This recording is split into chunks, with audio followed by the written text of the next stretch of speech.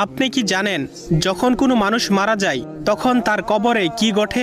মানুষ মারা যাওয়ার পর যখন তাকে দাফন করে সকলে চলে যায় তখন মৃত ব্যক্তি তাদের পায়ের আওয়াজ শুনতে পায়। তখন মহান আল্লাহ তাআলা পুনরায় তার দেহের মধ্যে আত্মা ফিরিয়ে দেন। তারপর তার কবরে দুইজন ফেরেশতা এসে উপস্থিত হয়। তারা এসে মৃত ব্যক্তিকে বসিয়ে তিনটি প্রশ্ন করবে। প্রথম প্রশ্ন করা হবে, মান রব্বুকা, তোমার প্রভুকে? মৃত ব্যক্তি ইমানদার হলে বলবে, রব্বি আল্লাহ, আমার প্রভু আল্লাহ। তারপর দ্বিতীয় প্রশ্ন করা হবে, মান দিনুকা, তোমার ধর্ম কি? মৃত ব্যক্তি নামাজি হলে বলবে, দিনুল ইসলাম, আমার ধর্ম ইসলাম। অতএব তৃতীয় প্রশ্ন করা হবে, নবীজির ছবি দেখিয়ে বলা হবে, মান হুয়া, এই ব্যক্তিকে? মৃত ব্যক্তি শেষ নবীর উম্মত হলে বলবে, ইনি হলেন আমাদের শেষ নবী হযরত মুহাম্মদ সাল্লাল্লাহু আলাইহি ওয়াসাল্লাম। তখন ফেরেশতারা বলবে, তুমি সফলকাম, তোমার জন্য রয়েছে চিরসুখের জান্নাত, যেখানে তুমি অনন্তকাল বসবাস করবে। যদি তুমি প্রশ্নগুলোর উত্তর না দিতে পারতে তোমাকে আগুনের গর্তে নিক্ষেপ করা হতো।